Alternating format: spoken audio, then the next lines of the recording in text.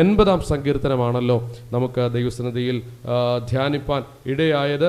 അതിൻ്റെ ഹെഡിങ്ങിൽ ഇങ്ങനെ കാണുന്നു: സംഗീത പ്രമാണിക്ക് സാരസ സാക്ഷ്യം എന്ന രാഗത്തിൽ ആസാഫിന്റെ ഒരു സങ്കീർത്തനം. 1-ാമത്തെ വാക്യം വായിച്ചു.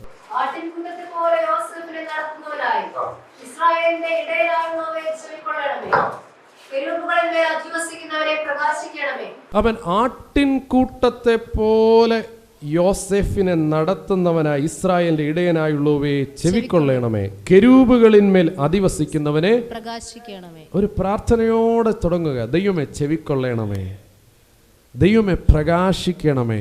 ഹല്ലേലൂയ. ഒരു അനുഗ്രഹിക്കപ്പെട്ട സങ്കീർത്തനമാണ്. ഇസ്രായേൽ എന്ന രാഷ്ട്രം എങ്ങനെ രൂപീകൃതമായി, ഇസ്രായേൽ എന്ന മുന്തിരിവള്ളിയെ ദൈവം എവിടുന്ന് കൊണ്ടുവന്നു, എങ്ങനെ നട്ടു, എങ്ങനെ വളർന്നു, എങ്ങനെ ഫലം പ്രാപിച്ചു. അവൻ അവിടെ നാം വായിക്കുന്നു, ആ മുന്തിരിവള്ളി സമുദ്രത്തിൻ്റെ അതിവരെയും അറ്റം വരെയും നദി വരെയും പടർന്നു. അവൻ വലിയ പർവ്വതങ്ങളെ മൂടുവാൻ തക്കവണ്ണമുള്ള വലിപ്പത്തിലേക്കൊരു മുന്തിരിവള്ളി വളർന്നു. ഒരൊറ്റ മുന്തിരിവള്ളിയെ കൊണ്ടുവന്നതാ. അതേ കാര്യം തന്നെയാണ് 1-ാമത്തെ വാക്യത്തിലും പറയുന്നത്. യോസെഫിനെ കുറിച്ച് പറയുക. അവിടെ പറയുക, യോസെഫിനെ നടത്തുന്നവനായുള്ളവേ. നമ്മെ നടത്തിയ ദൈവത്തിന് സ്തോത്രം ചെയ്യാമോ? ഹല്ലേലൂയ. നാം നടന്നതല്ല, ദൈവം നമ്മെ നടത്തിയതാ. സങ്കീർത്തനക്കാരൻ പറയുക, എങ്ങനെ യോസെഫിനെ നടത്തിയെന്ന് 1-ാമത്തെ വാക്യത്തിൽ പറയുന്നത്. എങ്ങനെ നടത്തിയ? ആട്ടിൻ കൂട്ടത്തെ പോലെ ഒറ്റ ഒരാളെ എങ്ങനെ നടത്തി? ഒരു കൂട്ടത്തെ പോലെ നടത്തി. ഒന്ന് സ്തോത്രം ചെയ്യാമോ? ഒരാളെ ഉള്ളൂ. യോസെഫ് എന്ന ഒറ്റ പേരുകാരനേ ഉള്ളൂ. പക്ഷെ അവനെ നടത്തിയപ്പോൾ ദൈവം എന്താക്കി തീർത്തു? ഒരു കൂട്ടത്തെ പോലെ നടത്തി. ഇന്ന് പകലിൽ ഇവിടെ ഇരിക്കുന്ന ദൈവപൈതലേ, എന്റെയും നിങ്ങളുടെ പുറകിൽ ദൈവത്തിനുള്ള പ്ലാൻ, ദൈവത്തിനുള്ള പദ്ധതി, ആമേൻ, ദൈവത്തിന്റെ ആലോചന നാം ആരും ചിന്തിക്കുന്ന പോലെയല്ല. ആകാശം ഭൂമിക്ക് മീതെ ഉയർന്നിരിക്കുന്നത് പോലെ എൻ്റെ വിചാരങ്ങൾ നിങ്ങളുടെ വിചാരങ്ങൾ ഉയർന്നിരിക്കുന്നു. പ്രിയ ദൈവപൈതലേ, നിന്നെ ഒറ്റയ്ക്ക് പുറത്തു കൊണ്ടുവന്നെങ്കിൽ, നിന്നെ ഒറ്റയ്ക്ക് ഉപയോഗിക്കുന്നെങ്കിൽ, നിന്നെ ഒറ്റയ്ക്ക് നടത്തുന്നെങ്കിൽ, നിന്റെ പുറകിൽ ആമേൻ ദൈവത്തിന്റെ പ്ലാനിലുള്ള ഒരു വലിയ കൂട്ടമുണ്ടെന്ന് ഇന്ന് പകൽ എത്ര പേർക്ക് വിശ്വസിക്കാൻ കഴിയും? കാരണം നിന്നെ നടത്തുന്നത് അവൻ സർവശക്തനായ ദൈവമാണ്. ഒറ്റപ്പെട്ടു പോയ ഒരാളാ യോസെഫ്, അല്ലേ? യോസെഫ് ഒറ്റപ്പെട്ടു പോയ ഒരാളാ. എന്താ കാര്യം? അവനൊരു ദർശനം കിട്ടി. ദർശനം പറഞ്ഞതോടെ ക്ലോസ് ആയി. അവൻ സ്വപ്നം കണ്ടു. ആ സ്വപ്നം പറഞ്ഞതോടെ അവൻ്റെ ചാപ്റ്റർ തീർന്നെന്ന് കരുതി. പിന്നെ കിട്ടിയത് നമ്മൾ കേട്ട വചനങ്ങളാ. ആമൻ സ്തോത്രം. പൊട്ടക്കിണറും, ആമൻ മിദ്യാനരും, പൊത്തിഫറിന്റെ ഭവനവും, ആമൻ കാരാഗ്രഹവും, ആമൻ എന്ന് വേണ്ട അവനെ മറന്നു കളഞ്ഞ സാഹചര്യമൊക്കെയാ. പക്ഷേ എന്നാൽ ദൈവത്തിന് അവൻ്റെ പുറകിലൊരു മാസ്റ്റർ പ്ലാൻ കിടപ്പുണ്ടായിരുന്നു. ഹല്ലേലൂയ. അവൻ എങ്ങനെയാ അവനെ ഒരു കൂട്ടമാക്കി തീർക്കണം, അവരെ അനേകരെ രക്ഷയ്ക്ക് കാരണമാക്കി തീർക്കണം, അവനെ അനേകർക്ക് പ്രയോജനകരമാക്കി തീർക്കണം. ഡെസ്റ്റിനേഷൻ ദൈവത്തിന് അറിയാം, അല്ലെങ്കിൽ ദർശനത്തിൽ ആമൻ യോസെഫിന് അറിയാം.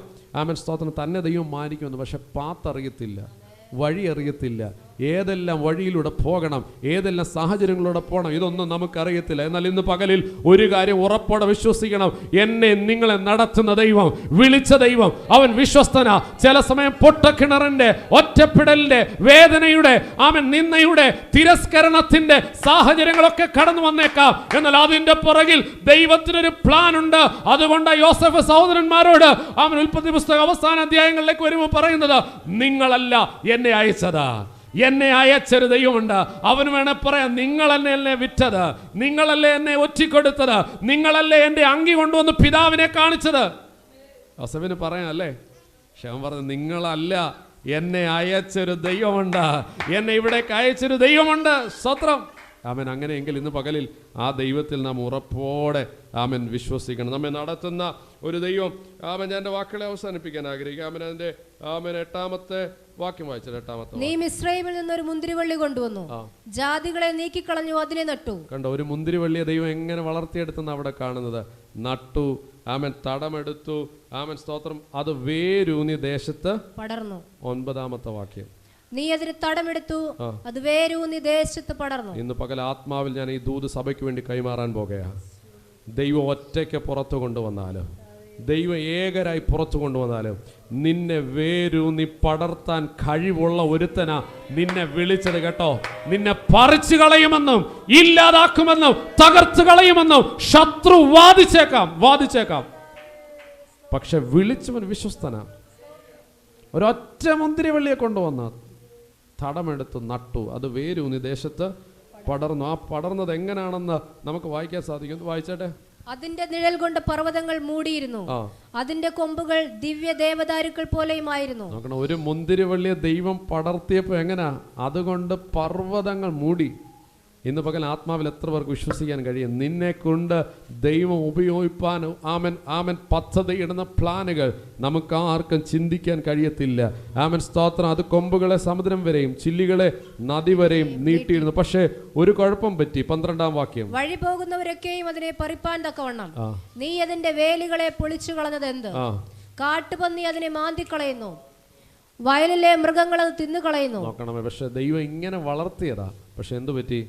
കാട്ടുപന്നി മാന്തി, വേലി പൊളിഞ്ഞു പോയി, തകർന്നു പോയി. അവരൊടുവിൽ പ്രാർത്ഥിക്കുക. അതിന്റെ 19-ാമത്തെ വാക്യം. സൈന്യങ്ങളുടെ ദൈവമായ യഹോവേ, ഞങ്ങളെ യഥാസ്ഥാനപ്പെടുത്തണമേ, ഞങ്ങൾ രക്ഷപ്പെടേണ്ടതിന് തിരുമുഖം പ്രകാശിപ്പിക്കണമേ. ഒറ്റ വഴിയേ ഉള്ളൂ. ദൈവമേ, ഞങ്ങളെ യഥാസ്ഥാനപ്പെടുത്തണമേ, തിരുമുഖം ഞങ്ങളുടെ മേലൊന്ന് പ്രകാശിപ്പിക്കണമേ. ഹല്ലേലൂയ. ദൈവത്തിന് കഴിയാത്തതായിട്ടൊന്നുമില്ല നമ്മുടെ ജീവിതത്തിൽ. ആമേൻ. ഹല്ലേലൂയ. നമുക്കറിയാം, ഭക്തനായ ഇയ്യോബിൻ്റെ ജീവിതത്തിൽ ശത്രുവിന് അവസരം ലഭിപ്പാൻ തക്കവണ്ണം അവൻ്റെ വേലി ഒന്ന് പൊളിച്ചു. അവൻ ദൈവത്തിൻ്റെ സന്നിധിയിൽ നിന്ന് വാദിച്ച് അവൻ അങ്ങനെ കയറിയതാ. അവൻ സ്തോത്രം, ദൈവം അനുവാദം കൊടുത്തിട്ട് കയറിയതാ.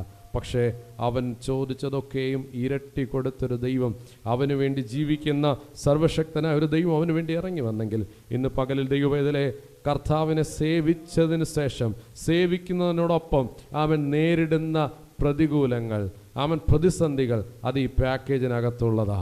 ഹല്ലേലൂയ. അതിനെ അവൻ പരിഹരിപ്പാൻ കഴിയുന്ന സർവശക്തനായ ഒരു ദൈവമാണ്. ഒറ്റ കാര്യം ആ കർത്താവിനോട് പറയണ, കർത്താവേ, എന്നെ ഒന്ന് യഥാസ്ഥാനപ്പെടുത്തണമേ, അവൻ എന്നെ ഒന്ന് താങ്ങണമേ, എൻ്റെ കുടുംബത്തെ ഒന്ന് താങ്ങണമേ, ഈ മുന്തിരിവള്ളിയെ അവിടുന്ന് ഒന്ന് സൂക്ഷിക്കണമേ എന്ന് അവൻ ആരും അറിയേണ്ട ഹൃദയത്തിനകത്ത് ദൈവത്തോടൊന്ന് പറയാമോ? അപ്പാ, ഈ മുന്തിരിവള്ളി അങ്ങ് നട്ടു, അങ്ങ് തടമെടുത്തു, അങ്ങ് വളരുമാറാക്കിയെങ്കിൽ ഇത് പൊളിയാനിടയാകരുത്, ഇതിന്റെ വേലി പൊളിയാനിടയാകരുത്, ഇതിനെ കാട്ടുപന്നി മാന്തിക്കളയരുത്. നമ്മുടെ വിശുദ്ധ കരങ്ങൾ ഒരു തീർക്കിൽ കൊടുക്കത്താനമോത്തോർത്ത്. ഹല്ലേലൂയ. ദൈവം നമ്മെ ധാരാളമായി സഹായിക്കട്ടെ.